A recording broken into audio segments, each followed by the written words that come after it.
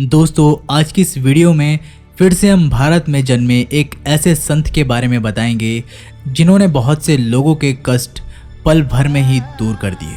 दोस्तों, बताया जाता है कि एक मंदिर में मौजूद पंडित और पुजारियों ने इन्हें काफ़ी मारा, लेकिन उसके बाद उस मंदिर में जो हुआ उसे सुनने के बाद आपका भी कलेजा कांप जाएगा।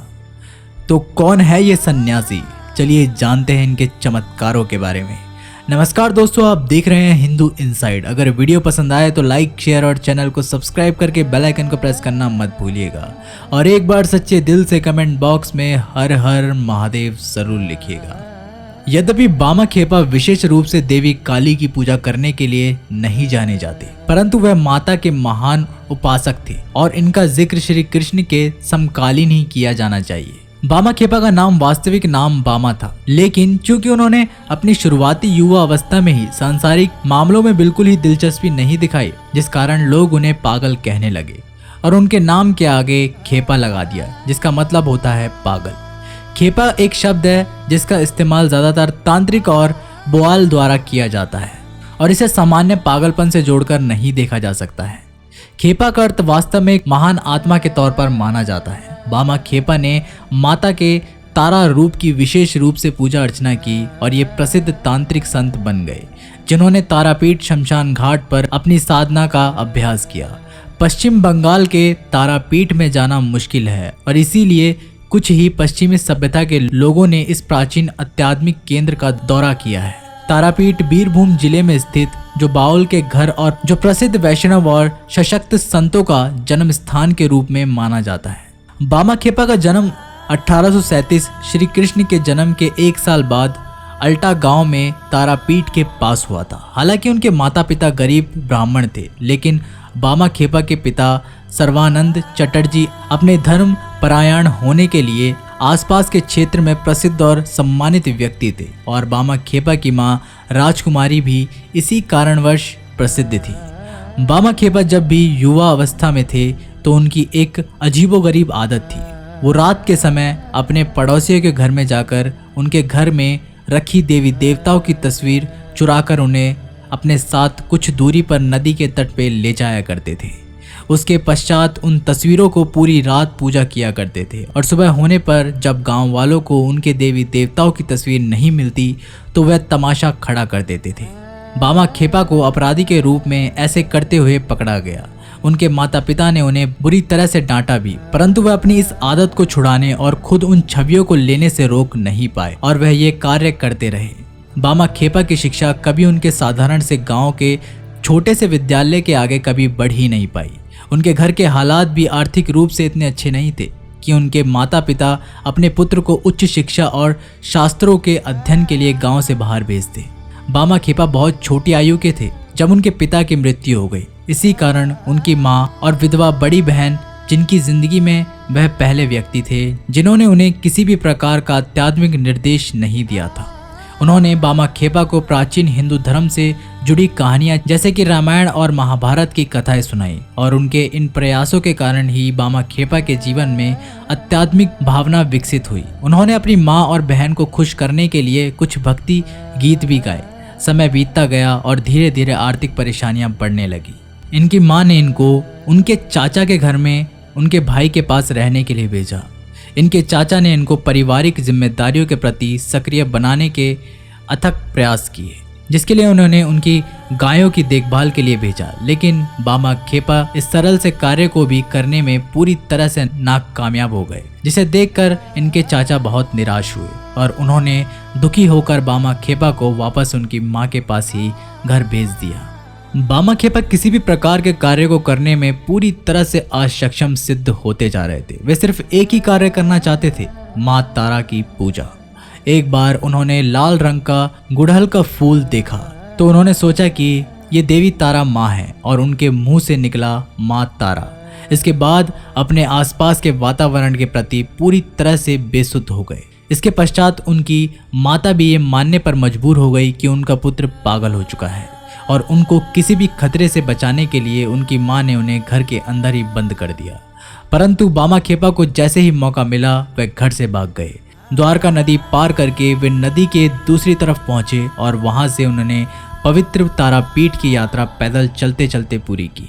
बामा खेपा के पहले गुरु एवं तांत्रिक साधना का प्रारंभ कब हुआ था, चलिए भी जानते हैं। उन्होंने ख्याति प्राप्त तांत्रिक कैलाशपति बाबा के विषय में बहुत सुना था, जिन्हें वास्तविकता में आत्मा माना जाता था। बामा खेपा सीधा उनकी कुटिया में चले गए। बामा खेपा की आध्यात्मिक प्राप्ति की क्षमता को पहचानते हुए बाबा कैलाशपति ने उन्हें अपने शिष्य के रूप में स्वीकार कर लिया। इसके बाद बामा खेपा ने कैलाशपति बाबा के मार्गदर्शन से तांत्रिक साधना का अभ्यास पूरी गंभीरता के साथ शुरू किया। इस बीच बामा खेपा की मां अपने पुत्र के विषय में बहुत चिंतित थी और बहुत प्रयास करने के बाद उन्हें कैलाशपति बाबा की कुटिया के विषय में पता चला और वह उनसे मिलने के लिए वहां जा पहुंची। जब उन्हें एहसास हुआ कि उनका पुत्र उनके साथ घर वापस आने के लिए बिल्कुल भी तैयार नहीं होगा, तो उन्होंने अपने परिवार के एक सदस्य की मदद लेने की सोची, जो उस समय शहर के बहुत नामी ग्रामी व्यक्तियों में से एक थे। इनका नाम दुर्गा चरण सरकार था। ये उस समय नटौर के महाराज का एक एजेंट थे और रिश्ते में बामा खेपा के चाचा लगते थे। तारापीठ में इनके प्रभाव का इस्तेमाल करते हुए बामा खेपा को तारापीठ मंदिर की सेवा के लिए पुष्प संग्रह की नौकरी में दिलवा दी। लेकिन बामा खेपा काम करने के लिए तो बने ही नहीं थे और वह यह सरल सा कार्य भी नहीं कर सके। फूलों को चुनने के बजाय वह देवी माँ के विचारों में ही रहा करते थे। अपनी शारीरिक सुख सुविधाएं को भूलकर दिन हो या रात, गर्मी हो या सर्दी, बारिश हो या धूप, इन सब से अनजान रहते थे। वह गांजा पीते थे और सांप, कुत्ते, बिल्ली और गीदड़ों से घिरे तारापीठ शमशान घाट में रहा करते थे। हालांकि बामा खेपा को लगने लगा कि वह अपनी माँ के लिए परेशानी के सिवा कुछ नहीं है। इसी कारण बामा खेपा ने लंबे समय तक अपनी माँ से संपर्क नहीं किया, लेकिन उनके मन में अपनी माँ के लिए बहुत प्यार और श्रद्धा थी।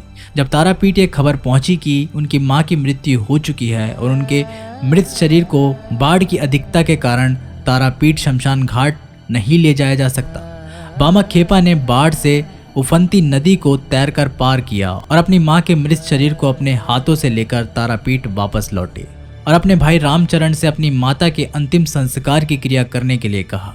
परंतु इतना गरीब परिवार अंतिम क्रिया के लिए धनराशि का भुगतान कैसे करेगा। ईश्वरीय कृपा से पैसा और अच्छा भोजन सभी मेहमानों को खिलाने के लिए अपने आप व्यवस्थित हो गया। तारापीठ में लोग आज भी आकाश में दिखाई देने वाले काले बादलों के बारे में कहानी बताते हैं कि बामा खेपा की मां का शरीर जला हुआ था। हालांकि अचानक हुई भारी बारिश के कारण तारापीठ में बाढ़ आ गई, परंतु अंतिम संस्कार के मौके पर एक भी बूंद नहीं गिरी।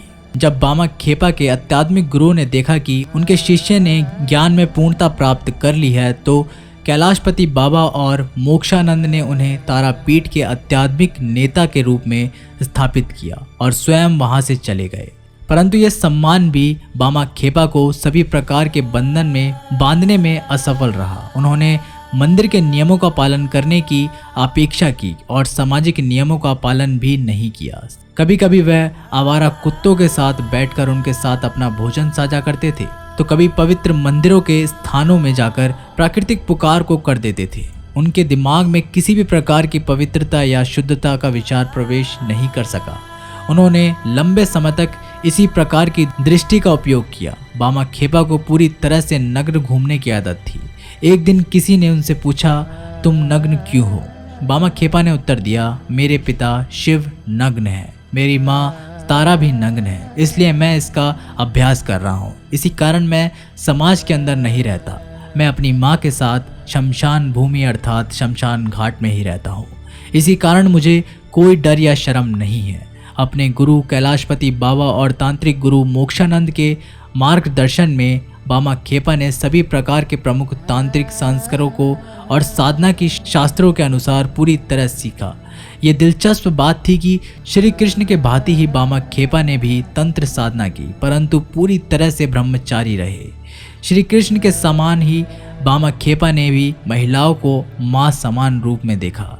एक दिन एक सुंदर युवा महिला ने खुद को भैरवी के रूप में प्रस्तुत करके बामा खेपा को लुभाने की काफ़ी कोशिशें की, परंतु उसके अथक प्रयास करने के बावजूद भी वह बामा खेपा में किसी भी प्रकार के पुरुष चिन्ह को प्राप्त करने में असफल रही। अचानक बामा खेपा ने रोते हुए माँ तारा कहा और उस स्त्री के स्तन की तरफ देखा। उस स्त्री के स्तन से खून बहने लगा और वह बेहोश हो गई। एक बार मंदिर के पुजारियों ने बामा खेपा को मंदिर का प्रसाद देवी माँ तारा को चढ़ाने से पहले खाते हुए पकड़ लिया। वे सभी पंडित उनसे इतना अधिक क्रोधित हुए कि उन्होंने उनका भोजन देना बंद कर दिया। इस घटना के 4 दिन बाद नटोरी महारानी ने एक अजीब सपना देखा। माँ तारा उनके सपने में आई और उन्हें कहा कि मैं ये स्थान छोड़ने की सोच रही हूँ क्योंकि मेरे सबसे प्रिय पुत्र बामा खेपा ने कुछ भी नहीं खाया है। पुजारियों ने उसे मारा पीटा और उससे भोजन भी छीन लिया। यदि मेरे पुत्र को मुझसे पहले खाना नहीं दिया गया तो मैं उसकी माँ होने के नाते मैं कैसे खा सकती हूँ। जब महारानी नींद से जागी तो उन्होंने तुरंत आदेश पारित किया कि माँ तारा के भोग से पहले बामा खेपा को भोजन करवाया जाए। इसके पश्चात किसी ने भी बामा खेपा के कार्य को बाधित करने की हिम्मत नहीं की। चलिए अब बात करते हैं इनके थोड़े चमत्कारों के बारे में। तारापीठ के ये संत बामा खेपा अपनी योगिक शक्तियों के कारण बहुत अधिक प्रसिद्ध हो गए थे। लोग दूर दूर से आते उनके दर्शन को करने के लिए। बामा खेपा ने अपनी मानसिक शक्तियों द्वारा कई बीमार लोगों को बिल्कुल ठीक कर लिया। एक बार एक व्यक्ति मरणास्नान स्थिति में पहुंच गया था। व्यक्ति तारापीठ आया और बामा खेपा के प्रसाद यानी कि उनका अभिषेक किया हुआ भोजन को मांगने लगा। बामा खेपा को उस व्यक्ति पर दया आ गई और उन्होंने अपने हाथ से उस व्यक्ति को खाना खिलाया। खाना खाते ही वह व्यक्ति तुरंत चमत्कारिक ढंग से ठीक होकर अपने घर वापस चला गया। ऐसी एक घटना तारापीठ में नंदा हांडी नामक एक कोढ़ रोग से पीड़ित अछूत जाति की स्त्री रहती थी। वह अक्सर बामा खेपा के लिए भोजन बनाकर लाया करती थी। हालांकि बामा खेपा सबसे उच्च जाति के ब्राह्मण थे, परंतु इसके बावजूद वह नंदा हांडी के बनाए हुए भोजन को सहर्ष स्वीकार कर लेते थे। एक दिन उन्होंने नंदा को भोजन के बदले में थोड़ी सी मिट्टी दी और उसे अपने घाव में रगड़ने के लिए कहा। इसके बाद नंदा ने बताया कि उसे इस भयानक कोढ़ से मुक्ति मिल गई। उसका कोढ़ पूरी तरह से ठीक हो गया। बामा खेपा ने कुछ भी सीखा नहीं, परंतु जैसा जैसा माता ने उन्हें करने के लिए कहा बस वह वैसा वैसा करते चले गए। तारापीठ के इस संत ने बहुत लंबा जीवन जिया और अपनी पवित्र उपस्थिति के माध्यम से उस स्थान और उन सभी लोगों को पवित्र किया जो भी उनके संपर्क में आए। उन्होंने 1911 में महासमाधि में प्रवेश किया। दोस्तों, ऐसे महान संत को हमारा शत शत प्रणाम है। अगर आप लोगों को ये वीडियो पसंद आई हो तो लाइक, शेयर और चैनल को सब्सक्राइब करके बेल आइकन को प्रेस करना मत भूलिएगा। हम ऐसी वीडियो और भी लाते रहेंगे। तब तक के लिए नमस्कार, टेक केयर।